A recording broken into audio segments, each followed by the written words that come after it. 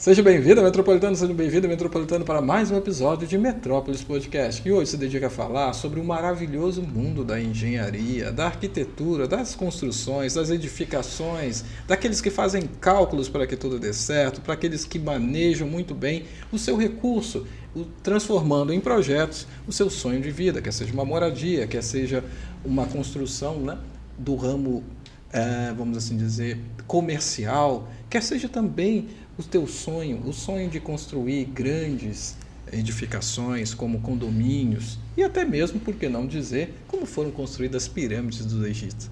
Para mais informações de tudo isso que a gente está falando aqui, não deixe de seguir também os nossos outros episódios de podcast, não deixe de acessar as nossas redes sociais, que vamos estar aqui, e também fazer aquele velho exercício de dar um like se você achou relevante o conteúdo de mais esse episódio. Sem mais, sem menos, vamos a eles, esses dois grandes convidados que estão aqui hoje. Vamos começar então? Quem é você?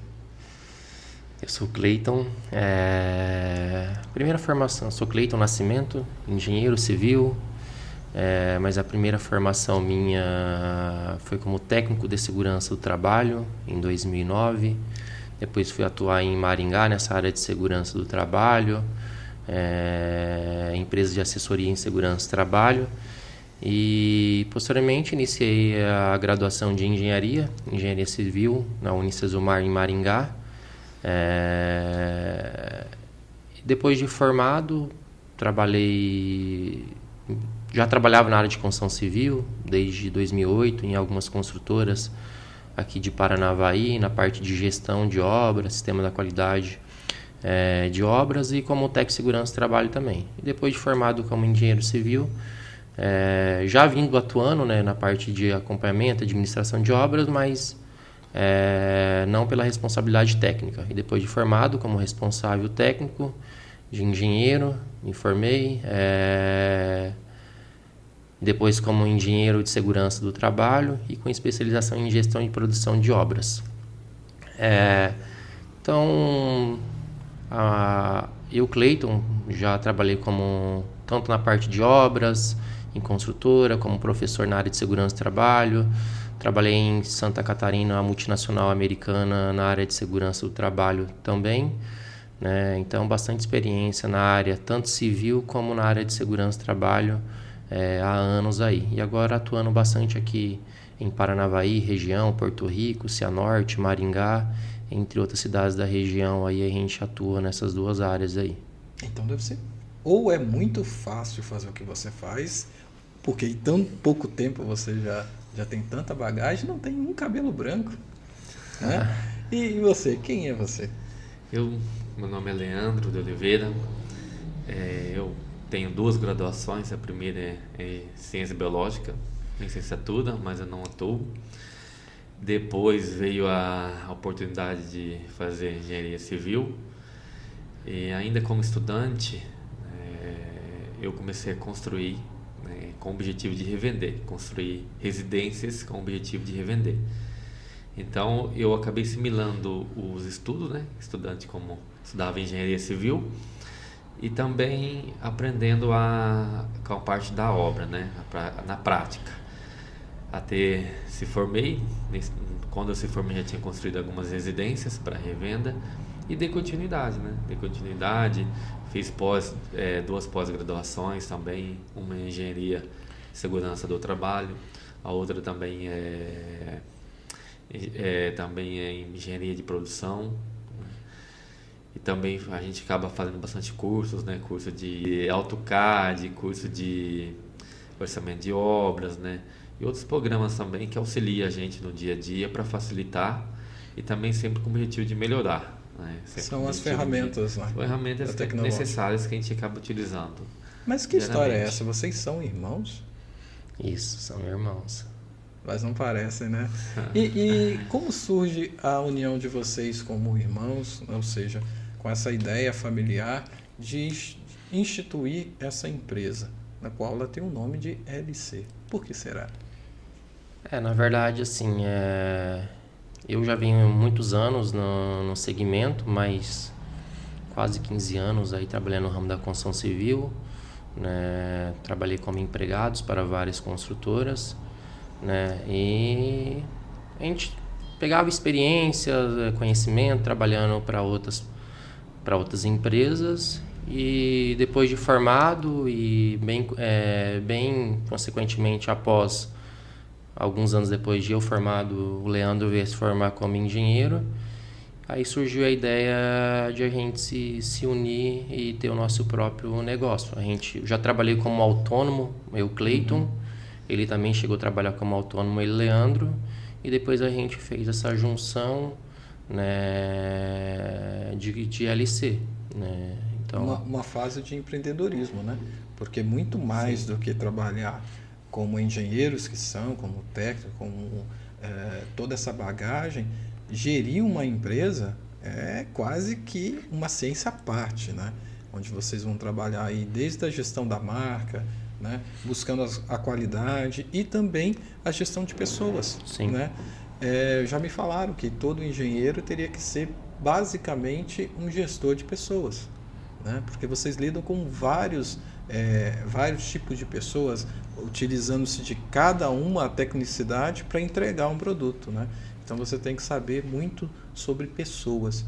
Qual a maior diferença, já que a gente está falando aí de empresa, uma empresa que podemos dizer familiar, né?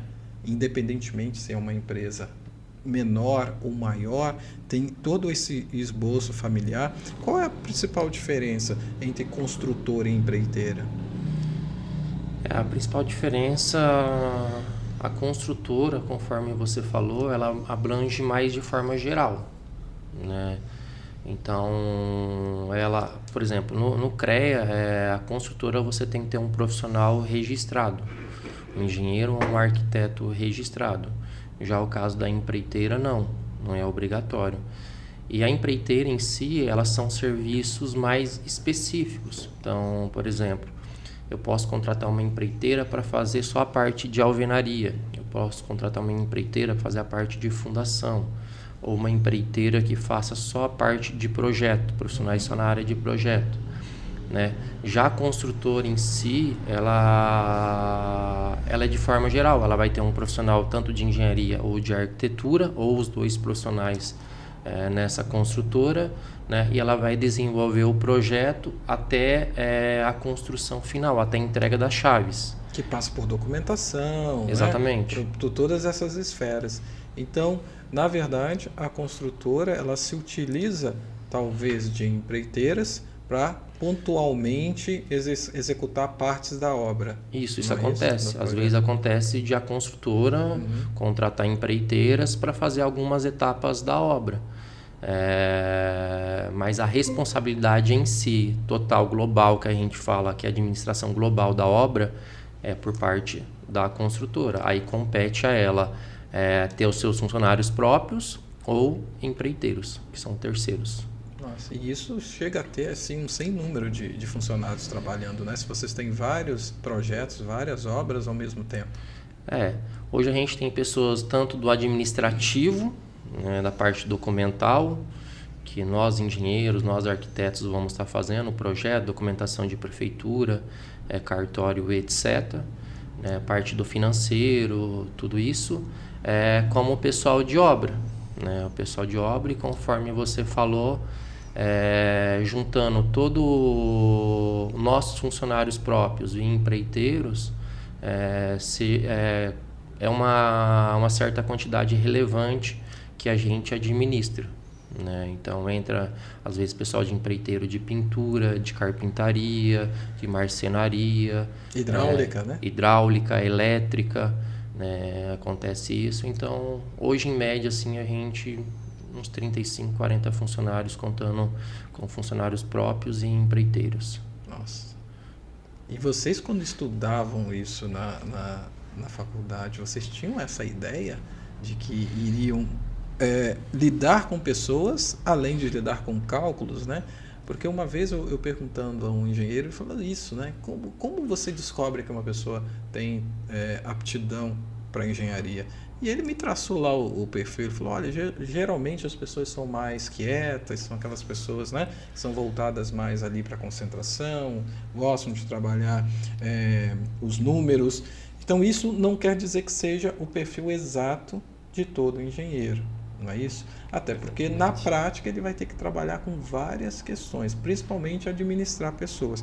E falar em administrar pessoas, conta pra gente aqui. Eu sei que algumas pessoas têm essa mesma dúvida que eu tenho.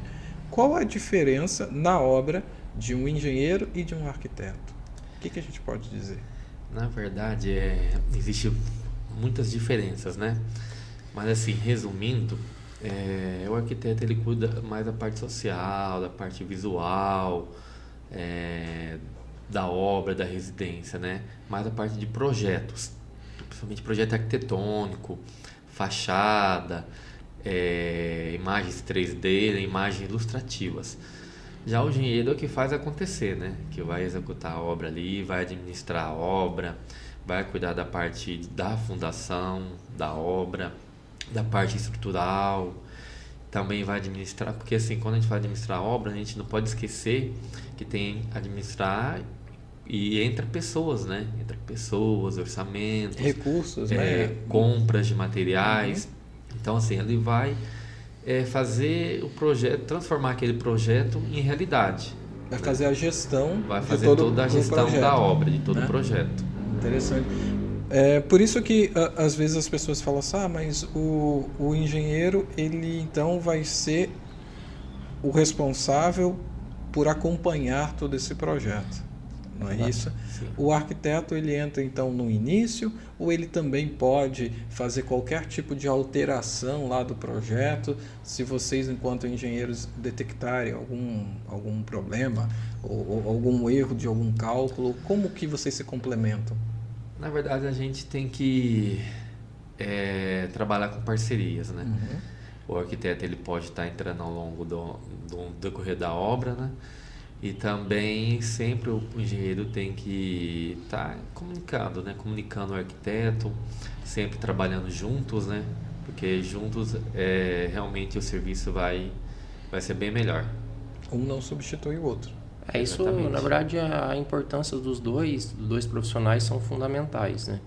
E mais recentemente também entrou já há muito tempo, né? Mas uma profissão bastante voltada hoje no mercado da construção civil é do design de interiores também. Então, também pode ser que o arquiteto faça, ou engenheiro de interiores, né? Mas existe essa profissão no mercado também. Então, acaba conciliando em conjunto, desde o início até o decorrer, até a entrega da obra, essas três funções. A arquitetura e urbanismo, a engenharia e o do design de interiores também. Então, esses três profissionais são fundamentais para que a obra tenha maior porcentagem de efetividade e de sucesso. Tem alguma diferença quando vocês são convidados a executar ou fazer um projeto, né? Fazer um estudo, executar ali os primeiros passos do projeto, quanto a uma casa, né? Dentro aí de um contexto da pessoa que tem um terreno e deseja, já tem lá uma ideia que quer construir a casa, e várias casas, como por exemplo dentro de um condomínio, e ampliando um pouquinho mais ainda, trabalhar, por exemplo, para o município, para a prefeitura.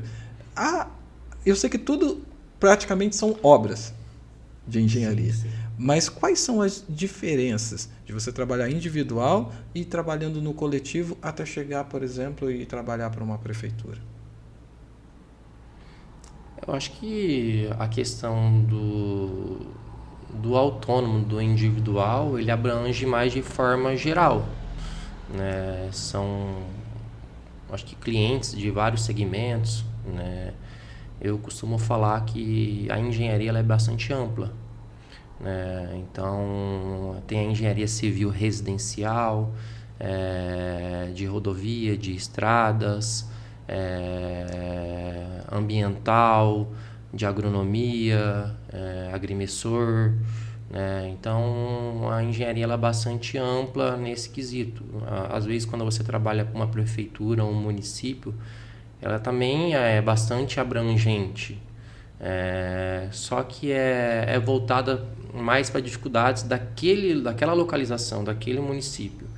E quando a gente trabalha como fora de uma prefeitura, a gente abrange mais dificuldades, às vezes dificuldades que a gente não tinha costume ou nunca enfrentou e que a partir de um certo momento a gente vai enfrentar e nunca presenciou, digamos assim, aquele serviço que foi nos apresentado para executar.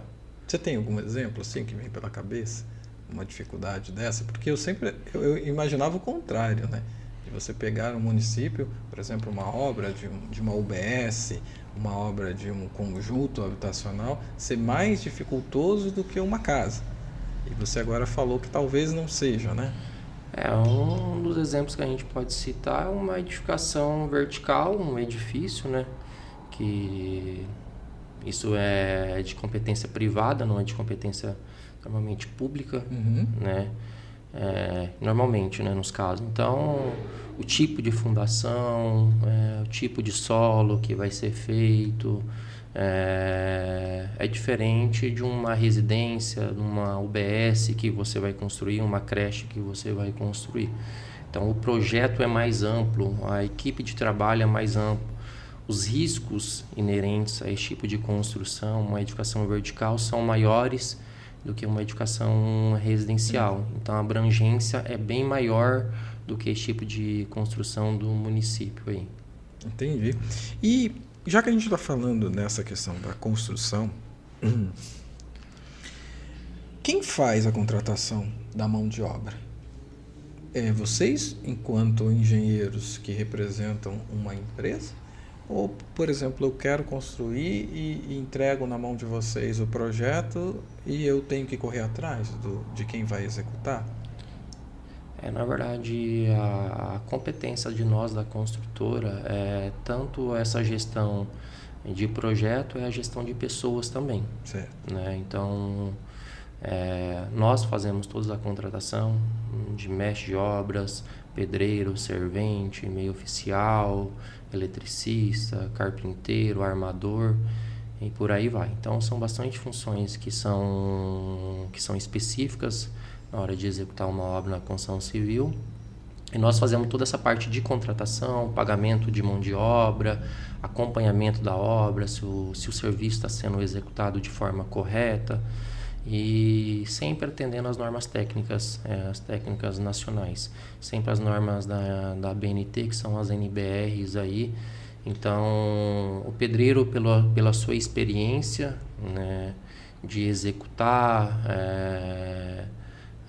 uma alvenaria, fazer um traço de concreto, de argamassa, de formas, né, o carpinteiro, e nós sempre auxiliando isso e visualizando isso se está sendo feito de forma técnica. Então, a entrega da obra em si, a contratação de funcionários e vendo o aperfeiçoamento deles, habilidades deles, são feitos por nós da construtora. Então isso facilita muito a vida de uma pessoa, né? Sim. Porque tem pessoas que estão entregando para vocês o sonho da vida delas. E se elas tivessem que tomar pé de quantas pessoas vão passar por ali, quais são as etapas, né? Ela acaba ficando louca, porque ela tem que trabalhar também, ela tem que exercer a sua profissão e não vai dar conta de fazer tudo isso. Mas me diga uma coisa, como que a gente identifica essa parte da documentação? Porque a gente vive num país onde é bastante cercado de burocracia, né? Você tem que ter alvará disso. Você vai construir aí aquilo que você tinha me falado antes ali nos bastidores, a metragem que pode ser construída, o que você tem que deixar de vão. Então, como que acontece essa mágica? Na verdade, a gente inicia com um alvará. A gente realiza o projeto arquitetônico, manda para a prefeitura, tem todo o processo de análise, né? Hoje facilita porque hoje é tudo online, mais rápido. Após a pandemia, se tornou mais rápido. De Paranavaí. Estou citando o exemplo do município de Paranavaí. Tem outras cidades também que usam esse sistema. Depois de mandar o projeto para a prefeitura, análise, projeto aprovado, é emitido o alvará da obra, que é liberado para iniciar a obra, né? Alvará de construção. Então aí seria a permissão para iniciar a obra. Após essa permissão, a gente, com o restante dos projetos, a gente faz toda a parte de limpeza da obra, do terreno, do lote, né? E inicia a obra, né? A gente começa a colocar em prática o projeto realizado, começa a executar a obra. E lembra aquela questão que você falou, assim, Júlio, quando a pessoa compra lá um terreno de 27 metros Sim. de comprimento, vamos dizer assim, ele só vai poder construir quantos? Na verdade, quando você adquire um lote, existem as normas, o código de obras de cada município. Isso varia de cada município. Especificamente aqui em Paranavaí, você tem que respeitar um recuo de 4 metros frontal. Então, por exemplo, se você tem um lote de 30 metros de comprimento, você vai começar a sua edificação a partir de 26 metros. Isso difere de cidade para cidade. Às vezes em Maringá é 3 metros, em Cianorte é também 3 metros e em Umuarama também, né? Mas aqui, especificamente no município de Paranavaí, você tem que respeitar um recuo de 4 metros. Ou seja, não tem jeito de eu construir do jeito que eu quero. Não, a gente teve uma situação... Não tem como mesmo, então tem que respeitar esses 4 metros de recuo. Então, quando você compra um lote de 30 metros, por exemplo, de profundidade, que a gente fala de comprimento, você vai perder 4 metros já e 26 metros já. Aí tem os recuos, isso é estabelecido através de normas técnicas nacionais também, né? Então, no mínimo, dentro do estabelecido das normas técnicas, os municípios têm que seguir. A gente sempre procura, na verdade, né? A gente sempre passa informação, a gente sempre pretende fazer a residência, casa, de acordo com o conforto da família, né? Conforto, segurança, economia, porém a gente não pode deixar de respeitar o código de obra do município, dependendo da localização da obra, né? Quando a gente fala em Paranavaí, tem um código de obra, não é pequeno, é amplo, e cada cidade tem seu código de obra, né? Lógico, respeitando a lei federal. Eu fico imaginando assim, né? Aqui não tanto, mas em grandes cidades onde cada centímetro está sendo disputado, né? E o relevo também não ajuda, né? Você tem aclives, declives, você tem pessoas construindo uma casa em cima da outra.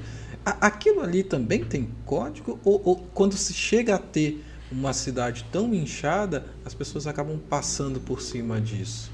Elas acabam passando por cima, e só relembrando também, isso acontece do recuo.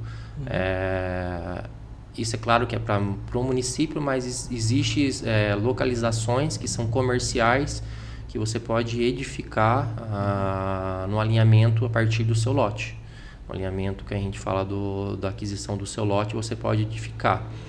E já respondendo a sua pergunta a respeito disso aí, às vezes algumas pessoas acabam sobressaindo de fora da lei por não ter conhecimento, não contratar um profissional de forma correta, e acaba tendo dor de cabeça, problemas maiores depois no futuro aí, podendo até ter interdição e demolição daquele local que foi edificado de forma errada.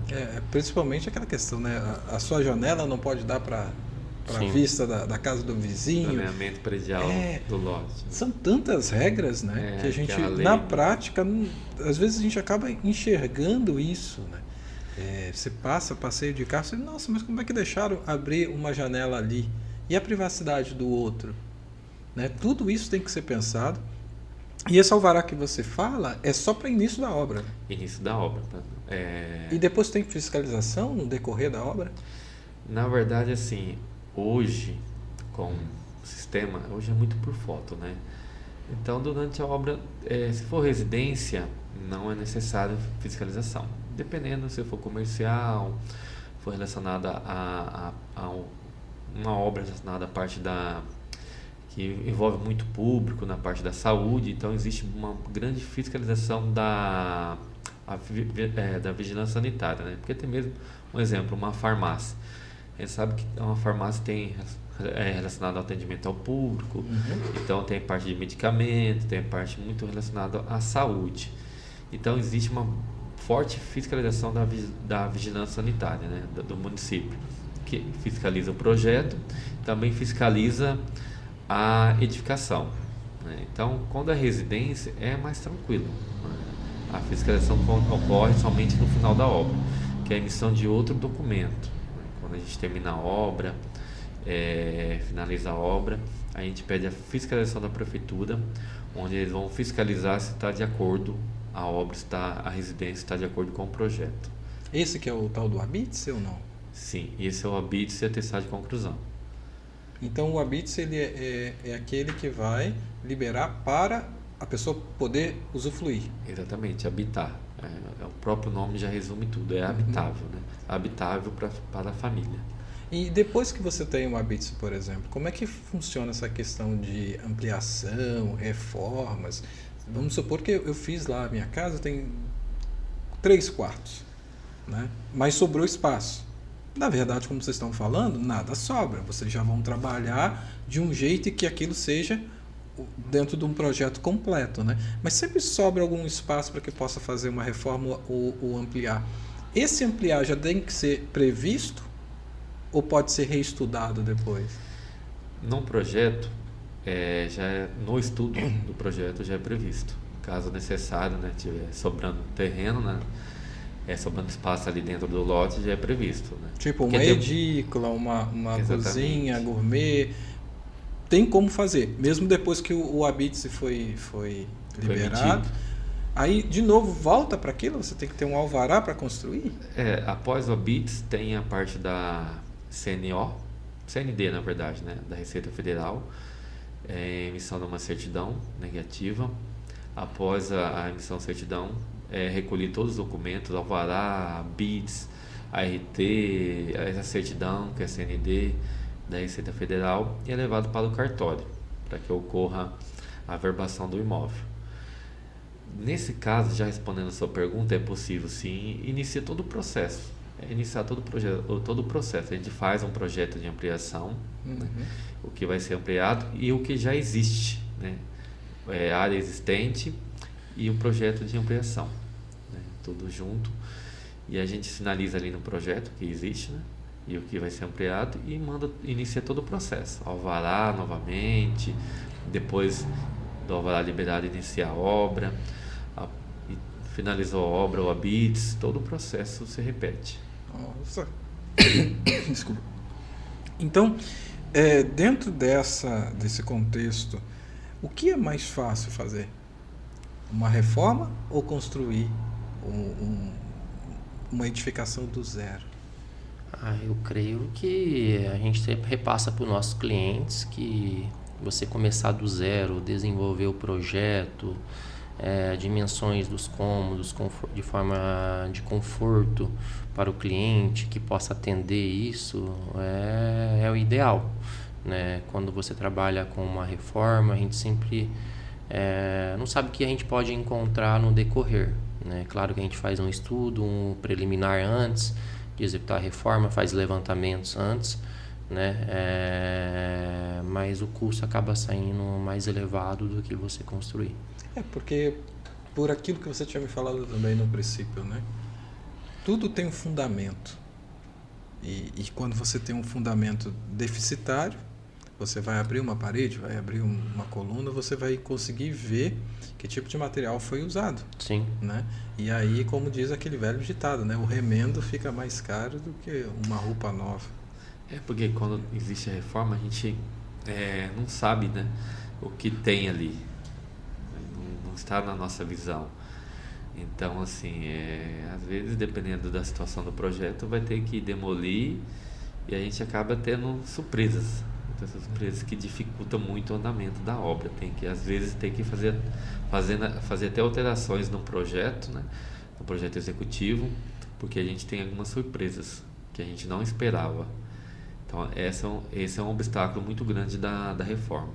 Fazendo um paralelo, nem todos conseguem, de fato, por estar em início de vida, né? Alguns casam, outros vêm da faculdade, é primeiro imóvel. Nem todos conseguem um terreno, nem todos conseguem começar do zero. E aí você começa a partir para a compra de um imóvel já usado, um imóvel que tem um valor deliberadamente mais atraente do que construir do zero. Como comprar um carro? Você pede sempre o histórico daquele veículo, né? Não só o que foi pago, não sei se ele tem alguma pendência ou não. Quando chega para vocês um caso desse, vocês gostam por ser desafiador de fazer toda essa pesquisa, de toda essa parte de documentação, ou vocês preferem de fato indicar a pessoa que, ao invés de comprar um imóvel usado, se ela conseguir ter mais recursos, ela consegue um imóvel na planta, no projeto? Como que vocês lidam com essas diferenças? Olha, na verdade, assim, existem diferenças. Às vezes um imóvel já usado, as patologias que esse imóvel estão sendo decorrente, a gente não consegue ter uma análise visual. Então, existe às vezes uma análise mais com equipamentos na área de engenharia, que a gente consegue ter uma análise mais detalhada daquele imóvel, a forma que ele foi construída. Um exemplo em si é a fundação. Então, se você pega um imóvel usado, a gente não sabe a fundação adequada que ela foi utilizada, se os ferros, os vergalhões, se eles foram utilizados conforme norma, se foi executado de forma correta. A gente já pegou casos, por exemplo, de reforma e a gente analisar e a casa tá fora do esquadro. A casa está fora do esquadro e isso que a casa, digamos assim, ou movimentou pela trabalhabilidade, né, da edificação em si, ou foi executada de forma errada quando foi construída. E quando a gente pega uma construção nova em si, a gente consegue trabalhar mais isso de forma mais correta. Então, hoje, dificilmente um cliente vai executar uma obra sem um projeto, sem a contratação de um arquiteto e de um engenheiro. E a gente sabe que muitos anos atrás, e a gente sabe também pela demanda de mercado, as pessoas acabavam nem contratando esses profissionais e acabavam tendo dor de cabeça futuras só de contratar um pedreiro e um mestre de obra para executar a obra. Então, a questão, igual você citou, do imóvel, digamos assim, que ele já tem tempos de construção, ele pode sair, digamos assim, mais viável financeiramente, mas que pode trazer transtornos para vocês, para o cliente, pode trazer alguns gastos aí mais próximos do que uma edificação nova. Tal como a analogia do carro, né? Você sabe talvez ali o histórico, o carro é de tal ano. Você prevê o desgaste, mas é somente na hora que você anda com o carro que você consegue ver o que está acontecendo, né? E falar nisso, de andamento. Qual é o custo de um projeto de construção civil hoje? Eu sei que tem projetos e projetos, tá? Mas assim, vamos começar por um projeto mais simples. Uma casa que tem aí toda essa questão do conforto, toda essa questão das tendências, porque a gente também sabe que modifica bastante, né? Antigamente você tinha casas, e nós ainda temos aqui no nosso município casas ainda de madeira, né? Depois nós tínhamos aquelas casas com toda aquela ideia do colonial, né? Vidraças muito grandes, espaços muito abertos. Depois começou a ser mais compacto. Mas hoje, uma casa mediana, vocês têm uma ideia de custo? Na verdade, o projeto hoje ele varia muito, né? A gente tem muitas opções no mercado de materiais, opções inovadoras que deixam a casa o imóvel muito bonito, né? Então, por mais que seja uma casa pequena, média ou alto padrão, dependendo do tipo de revestimento, quantidade de vidro também, a fachada pode deixar um projeto o custo mais elevado. Então, assim, eu acredito que o projeto varia de 20 a 40 reais, vai depender do porte da casa. Porque, assim, uma casa pequena, às vezes, por mais que seja pequena, ela necessita o proprietário queira fazer uma fachada diferente, uma fachada que chama atenção, mais bonita, uma fachada do gosto da família. Então necessita de um projeto estrutural mais bem feito mesmo, feito com calma, tranquilidade, para não ter nenhum erro no projeto estrutural, né? Então assim, e causa, quando o projeto quando tem bastante obstáculo, causa muito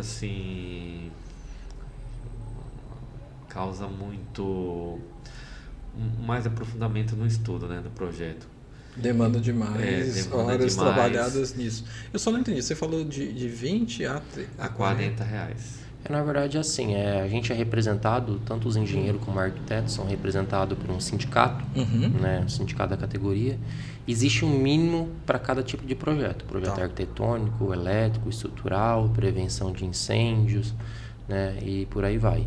Então, existe um mínimo, isso vai depender, aqui na nossa região, existe um valor mínimo que nós profissionais vai estar estipulando, né? Só que isso é analisado, a gente vai cobrar normalmente através desse mínimo, né? Só que isso é diferente, digamos assim, uma casa de 70 metros, de uma casa de 250, 300 metros é um pouquinho mais diferente, né? Até a gente fala, são clientes exigentes, tem a exigência do cliente de 70 metros e a exigência do cliente de 300 metros. Só que pelo tamanho de metragem, de metros quadrados maior, acaba se cobrando um valor maior uma casa de 300, 350, 250 metros quadrados do que uma casa de 70 metros quadrados, pela complexidade e pelo tamanho também. Então, a gente tem um sindicato que estipula um mínimo, só que isso é dependente de cada profissional. Então, tem profissionais, a gente sabe que profissionais que não são realmente, digamos assim, não cobram isso, mas os bons profissionais vão estipular valores conforme o sindicato estipula mesmo. Para a proteção de todos, né?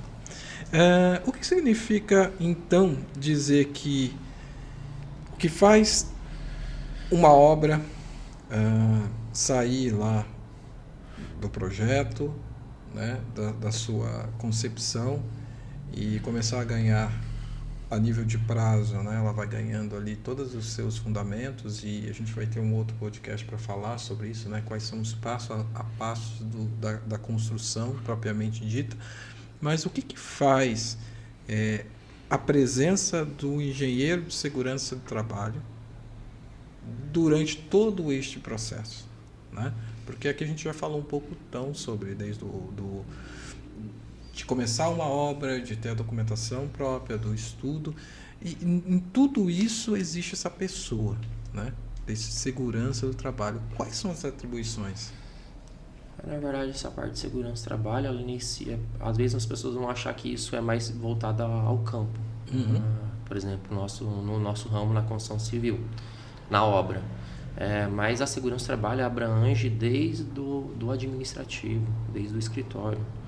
Então, a gente calcula taxa de luminosidade, existe uma ABNT que estipula o mínimo de luminosidade, que a gente fala em lux, quantos lux esse ambiente é permitido, que é adequado para que o profissional possa trabalhar. Isso vai desde uma sala de engenharia, de arquitetura, numa sala de reunião, uma sala de financeiro, numa sala de café, né? Então, ela já entra dentro disso aí.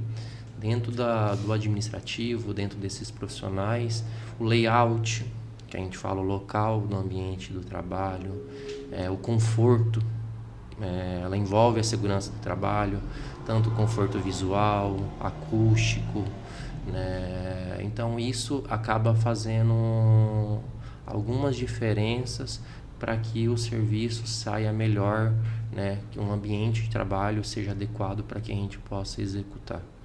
Então, ela envolve desde o administrativo e voltado mais para a obra, a gente tem os riscos maiores, os riscos de acidente maiores na construção civil. Então, o engenheiro de segurança do trabalho, ele vai fazer toda essa análise. Quando a gente pega uma obra de grande porte, a gente tem que analisar o fechamento da obra para que pessoas não possam adentrar essa edificação, passagem de pedestre, o mínimo que a gente tem que deixar ali na calçada para um pedestre passar. Para não interromper o fluxo, né? Fluxo de pessoas. E ao mesmo tempo gerar segurança, principalmente com marquises, né? A gente via bastante isso em cidades como Rio de Janeiro.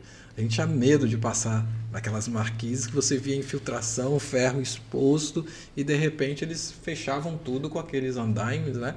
Para que aquilo ficasse praticamente intransitável. Exatamente. Só que você não tinha escape. Você ia para a rua. E ali você tem rolamento, você tem ônibus.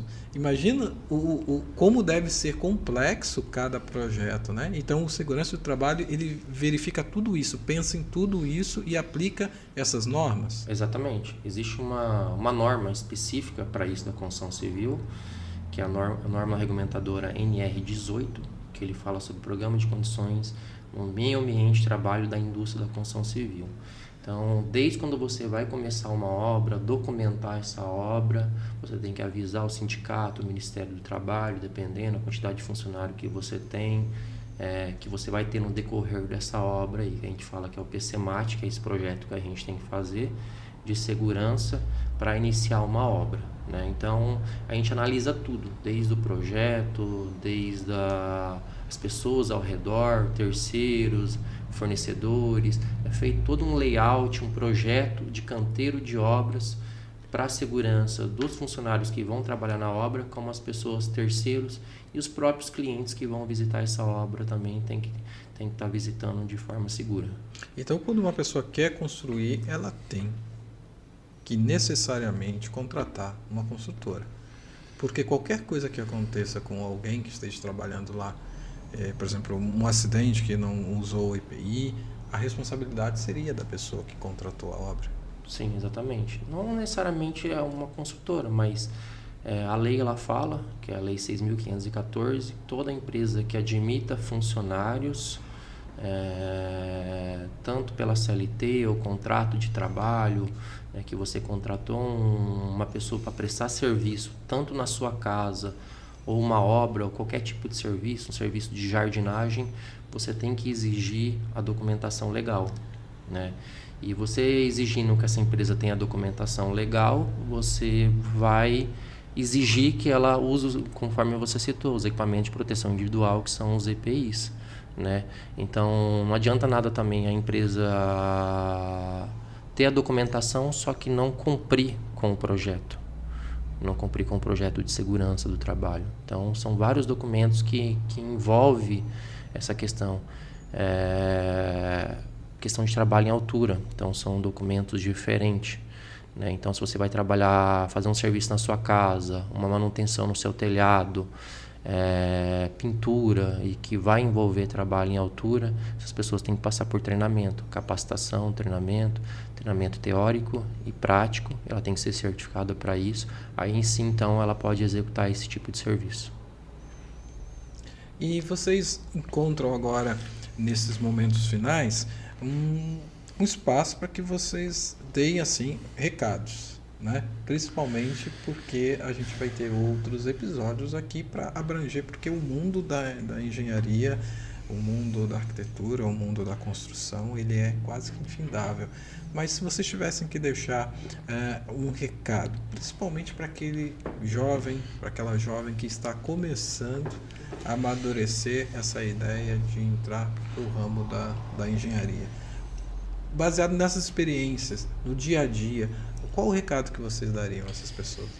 Olha, para aquela pessoa que quer entrar no mercado de estar estudando engenharia, eu costumo falar, né, para as pessoas que é um mercado muito interessante, amplo, tanto a engenharia e a arquitetura. Não precisa só o engenheiro trabalhar na parte de obras, de, digamos assim, residencial, comercial. A engenharia é bem ampla. Existe até engenheiro de carnavalesco, que calcula aqueles carros alegóricos lá, né? Então a engenharia ela é bem ampla, né? Existem várias funções da engenharia. E eu costumo falar que a maior satisfação nossa, conforme você falou no decorrer, é de ver o sorriso, a alegria das pessoas que procuram a gente. E eu acho que é o sonho de todo mundo de ter um imóvel, ter a sua própria casa, sua residência, do seu gosto, da sua forma. Às vezes a gente tem que procurar um médico, alguma coisa assim, mas a gente às vezes não vai por necessidade, por fazer um exame, mas vai com aquele pensamento assim, tomara que não aconteça, não dê nada no exame. Já nós, a gente é gratificante que a gente vê o sorriso do início ao fim do cliente, vendo a casa dele sair do projeto e ao término a felicidade de contar para o filho, para a mãe, para o sogro, para a sogra. Então é uma profissão assim gratificante por esse motivo, que eu acho que é o sonho de todo mundo ter sua casa, e a gente vê a felicidade no rosto das pessoas quando procuram para dar início à etapa inicial do projeto ali. Então, e você também? Eu gosto muito, né? Se eu pudesse indicar, sem dúvida, engenharia civil é um ramo que eu gosto muito. E assim, uma das coisas que eu mais chamo a atenção é que a gente sempre está aprendendo, sempre está aprendendo algo novo, tanto na parte teórica como na parte prática. Então, aquelas pessoas que gostam de aprender, sempre está aprendendo, inovando, é muito interessante. A gente sempre tem algo novo para aprender, porque assim, nenhuma obra é igual, nenhum projeto é igual ao outro. Muita gente, eu já cansei de ouvir, o projeto, o lote é as mesmas medidas, eu quero uma casa igual àquela, mas assim, não é igual, não adianta, sempre tem algo diferente, e dependendo desse algo diferente, mesmo sendo pouca coisa, acaba mudando muito. Então assim, a gente sempre está aprendendo, até mesmo não só pelo projeto, sempre tem algo novo no mercado, sempre tem algo inovador. Então assim, para aquelas pessoas que gostam de aprender, aquelas pessoas curiosas, né? Então é muito bom mesmo, é cansativo, mas é gratificante, vale a pena. Diz pra gente quais são as redes sociais, como que a gente faz para conhecer mais do seu trabalho, do trabalho de vocês como LC Construtora. Nossas redes sociais, a gente está localizado no nosso escritório aqui em Paranavaí, na rua Souza Naves, 1882, bem no centro aqui de Paranavaí. As nossas redes sociais é o Instagram, LC Engenharia Limitada, o site www.construtoralc.eng.br.